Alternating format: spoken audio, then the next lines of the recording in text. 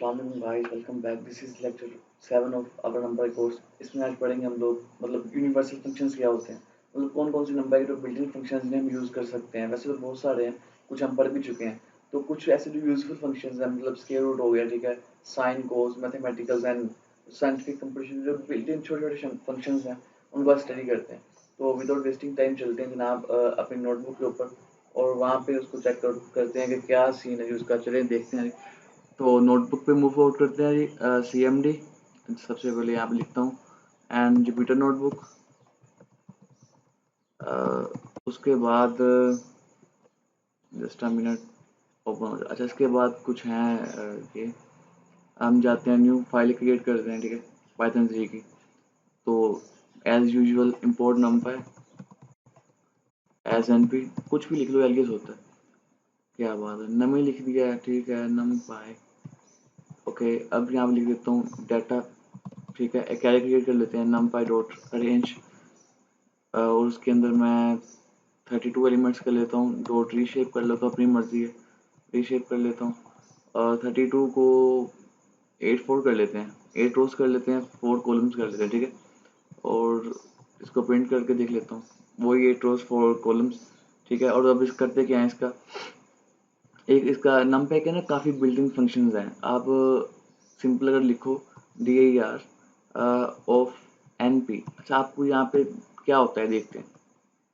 ये numpy के कुछ बिल्ट इन मॉड्यूल्स, मतलब जो numpy बिल्ट इन मॉड्यूल है ना, जो numpy का मॉड्यूल है उसके अंदर कुछ बिल्ट इन फंक्शंस हैं, ठीक है। ये काफ़ी सारे हैं। dir का मतलब डायरेक्टरीज फंक्शंस, ठीक है। ये देखो बहुत सारे हैं, तो हम सिर्फ कुछ यूज़ करेंगे, ठीक है। तो मैं इसको यहाँ पे स्किप करता हूँ और यहाँ पे कुछ जो फेमस हैं वो यूज़ कर लेते हैं। तो मैं लिखता हूँ सबसे पहले numpy डॉट स्क्वायर रूट का छोटे से फंक्शन है, मतलब आपके हर एक एलिमेंट का स्क्वायर रूट लिया जाएगा, ठीक है। तो डाटा को पास कर देता हूँ, तो हर एक एलिमेंट उसने स्क्वायर रूट ले लिया, ठीक है। 0 का 0 होता है, 1 का 1 होता है। अब अगर आप देखो 4 का क्या होता है, वो 2 होता है, ठीक है। ये 4 था, ये 4 का 2 आ गया। 8 का 3 पॉइंट समथिंग होता है। सो जितने भी हर एक एलिमेंट का ये एलिमेंट वाइज स्क्वायर रूट लेता है। तो ये स्क्वायर रूट हो गया। उसके बाद अगर आप चाहो तो आप इसके अंदर पूरे दो एरे के दरमियान कंपैरिजन कर सकते हो। अब लिखो numpy डॉट मैक्सिमम अगर फाइंड करना है, क्योंकि कंपैरिजन कर रहे हैं ना, मैक्सिमम लिखते हैं और यहाँ पे डाटा 1 डाटा पास कर देते हैं। डाटा सेकंड डाटा हमारे पास नहीं है तो भी बना लेते हैं, डाटा 2 लिख देते हैं। अब वो नहीं है तो सिंपल ये करता हूँ, मैं यहाँ पे लिख देता हूँ data 2 is equal to data static 5 कर देता हूँ, ठीक है।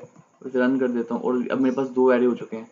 तो उन दोनों का कंपैरिजन करेगा, जो एरे मैक्सिमम होगा एलिमेंट वाइज वो यहाँ पे शो कर देगा। जो कि डेटा 2 था उसने वहाँ पे शो कर दिया, ठीक है।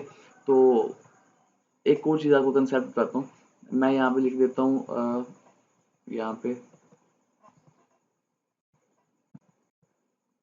डाटा जो 2 है उसका जो एलिमेंट है 4 इंडेक्स पे, उसकी मैं वैल्यू कर देता हूँ 0, ठीक है। तो अब चेक करते हैं इसे क्या देता है। अब देखो इसमें कोई चेंजिंग नहीं है, उसकी वजह क्या है मैं आपको चीज़ बताता हूँ। सबसे पहले डाटा 2 को चेक करते हैं। इसकी 4 इंडेक्स क्या है, 0 1 2 3 एंड 4 20। मैंने वहाँ पे 0 किया था बट वो इम्प्लीमेंट ही नहीं हुआ, ठीक है। तो हुआ कि नहीं हुआ ये भी चेक करते हैं। मैं यहाँ पे लिखता हूँ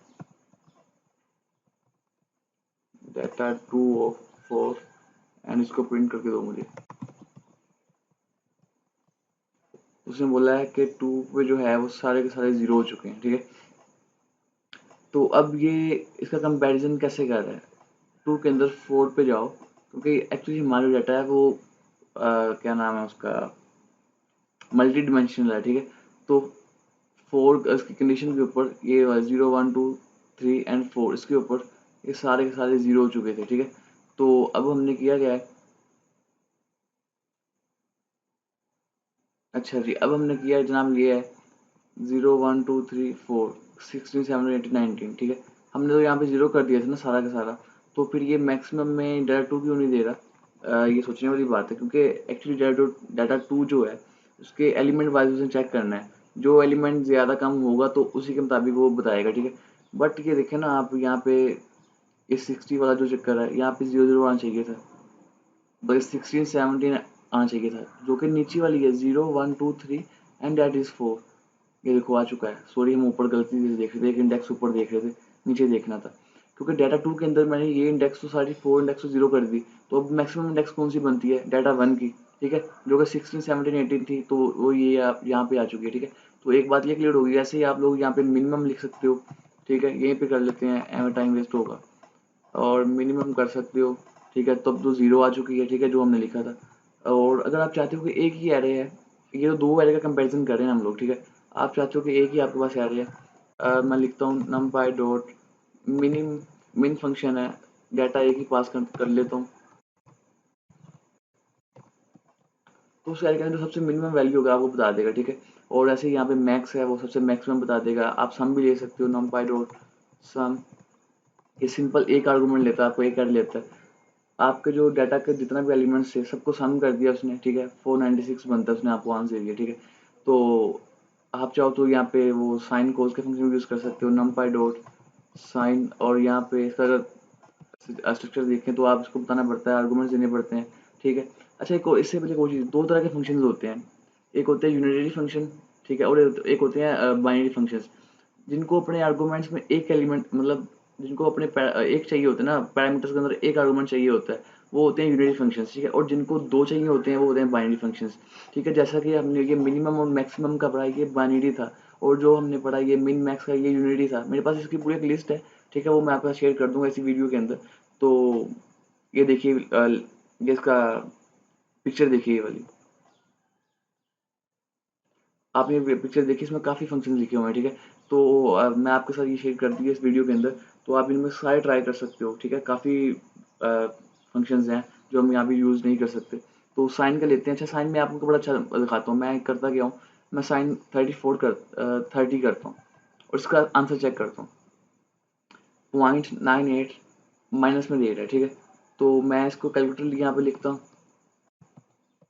और साइन 30 करता हूँ, तो आपको एक आंसर में बड़ा मज़ा आएगा। साइन के तो लिखा हुआ है ना, साइन है ही नहीं, साइन और 30, ये क्या है, चलता कैसे है।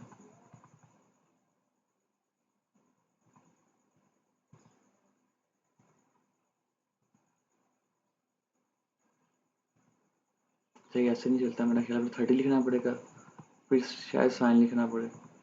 हाँ, इन्होंने दिया मुझे 0.5, ठीक है। और जो मुझे वहाँ पे आंसर मिल रहा है वो मिल रहा है जनाब -0.9830। एक्चुअली इसमें रेडियन और डिग्री का चक्कर होता है। अगर आप यहाँ पे, रेडियन एक फंक्शन होता है नंबर का, उसमें पास करो तो आपको आंसर करेक्ट मिलेगा। आई थिंक सो, रेडियन पूरा का पूरा है, हाँ रेडियंस पूरा का पूरा है, और उसके अंदर आपको 30 पास करना होगा। ये वैसे बाई डिफ़ॉल्ट डिग्री में लेता है। तो वो आपको जो वैल्यू मिल रही है 0.4999 इक्वल टू 5, ठीक है। तो ये डिपेंड करता था आपके प्रोसेसर के ऊपर कितनी वैल्यू वो देता है आपको, ठीक है। जैसे पाई की वैल्यू 3.14, कितनी आगे 50 वैल्यू होती है, तो हमारे जो मोबाइल के ऊपर बस 10-15 ही आती हैं, ठीक है, पॉइंट के बाद की बात कर रहा हूँ, ठीक है। तो ये आपको बाई डिफ़ॉल्ट जो आप वैल्यू पास करते हो वो डिग्री में होती है, बट जो नमपे का जो साइन इन हम आम यूज़ करते हैं, जो हमें वैल्यू मिलती है, वो दोनों मुतजाद इसलिए होती हैं क्योंकि वो रेडियन में देता है, वो डिग्री में देता है। तो इसलिए कंफ्यूज नहीं होना, आपने उस वैल्यू को रेडियन में कन्वर्ट कर लेना है, ठीक है। अब देखेंगे एक और फंक्शन है, मैं सबसे पहले अपने एरे को कन्वर्ट, एक नया एरे बनाता हूँ, ठीक है। numpy डॉट रैंडम लिख लेते हैं, रैंडम डॉट रैंड। अच्छा, इसके भी रैंडम के भी बहुत से फंक्शन है नंबर के अंदर, रैंडम रैंड है, रैंड एन है, रैंड इंट है, बहुत ज़्यादा है, ठीक है। तो आप लोग देख लीजिएगा। शिफ्ट टैब बताता हूँ कितने चाहिए, आप बता दो उसे, मैं कहता हूँ मुझे 5 10 दे दो, ठीक है। तो और उसके बाद मैं डाटा को प्रिंट करता हूँ, तो मुझे 10 एलिमेंट्स रैंडम मिल जाते हैं, ठीक है। ये ऑलमोस्ट 10 है, 10 ही होंगे, 2 4 6 8 10, हाँ 10 ही है, ठीक है। तो मैं क्या करता हूँ, मैं इसको, एक फंक्शन है नंबर का मोड है, उस वो क्या करता है, आपका इंटीग्रल मतलब डेसिमल पार्ट और जो आपका फ्रैक्शनल पार्ट्स को अलग अलग कर देता है, ठीक है। तो मैं यहाँ पे लिखता हूँ numpy डॉट मोड एफ, ठीक है। इसके अंदर मैं डाटा को पास कर देता हूँ, ये आपको रिटर्न में 2 एरे करता है, ठीक है। एक में उसका होता है इंटीग्रल पार्ट, एक में फ्रैक्शनल पार्ट होता है, ठीक है। मैं लिख देता हूँ डाटा, तो मुझे 2 एरे रिटर्न किए उसने, उसने जो भी था उसका, ये फ्रैक्शनल पार्ट और इंटीग्रल पार्ट अलग अलग कर दिए, ठीक है। तो आप इनको यूज़ कर सकते हो, कोई बड़ी बात नहीं है।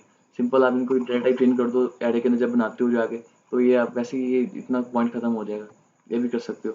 और भी बहुत से फंक्शंस हैं। उम्मीद करता हूँ आपको ये समझ आई होगी, ठीक है। तो इस वीडियो में इतनी डिस्कस कर लेते हैं, मतलब बस समझ आपको बताने का मकसद था कि आप लोगों को समझ आए कि इनको कैसे यूज़ करना है, ठीक है। मेन भी कर सकते हो, मीडियम भी कर सकते हो, मोड भी कर सकते हो, सारे फंक्शन कर सकते हो। यहीं पे कर लेते हैं, मैं लिखता हूँ यहाँ पे numpy डॉट मेन ऑफ किसका मीन लेना है, मैं डाटा को पास कर देता हूँ। अब डाटा को पास कर देता हूँ तो मुझे उसने उसका मीन दे दिया, ठीक है। आप ऐसे भी कर सकते हो, आप लिख सकते हो डाटा डॉट मीन, ये भी कर सकते हो, ठीक है। आप जैसे मर्जी कर लो, ठीक है। मीन, मीडियन, मोड, जितने भी स्टैटिक्स के कुछ फंक्शंस हैं और कुछ मैथमेटिक्स के हैं, तो आप सारे के सारे इंप्लीमेंट कर सकते हो। किसी फंक्शन की आपको समझ नहीं आती तो सिंपल सा हल है, आप लिखो numpy डॉट इन्फो। ये भी बेस्ट मेथड है वैसे, इससे भी अच्छा ये है कि आप ये भी छोड़ो। तो numpy डॉट उस फंक्शन का नेम लिखो, जो भी फंक्शन। फॉर एग्जाम्पल मुझे मीन नहीं पता, ये मुझे मोड नहीं पता कैसे लिखते हैं। मोड के फंक्शन को कॉल करता हूँ, शिफ्ट टैब दबाता हूँ, just a minute, shift tab दबाता हूँ, ठीक है। वो मुझे बता रहा है मोड कैसे लेना है, आर्गुमेंट्स क्यों पास करने हैं, ये यूनिवर्सल फंक्शन होता है, ठीक है। ठीक है, तो आज सारी यही डिस्कस हमने की है। इसकी आप यहाँ पे क्लिक करो, डॉक्यूमेंटेशन कंप्लीट खुल चुकी है। अब सब कुछ आपको बताएगा कैसे कैसे करना है। फिर भी समझ नहीं आती तो भाई जस्ट रिलैक्स हो जाओ, दोबारा कोशिश करो, इंशाल्लाह हो जाएगा। तो तब तक के लिए इतने ही, नेक्स्ट वीडियो में मिलते हैं, कुछ अच्छा सा और अच्छा सा क्रिएटिव सा पढ़ेंगे। तो ये बताना इसलिए ज़रूरी था, वैसे वीडियो इतनी खास नहीं है ये वाली मुझे लगी, बट ये बताना इसलिए ज़रूरी है कि आपको ये यूज़ करना चाहिए कि नंबर के पास बिल्ट इन फंक्शंस होते हैं, आप इन्हें यूज़ कर सकते हो, ठीक है। तो आज के लिए इतने, दुआ में याद रखिएगा और हमारे चैनल को सब्सक्राइब, लाइक एंड शेयर करना मत भूलिएगा। ओके, अल्लाह हाफिज़।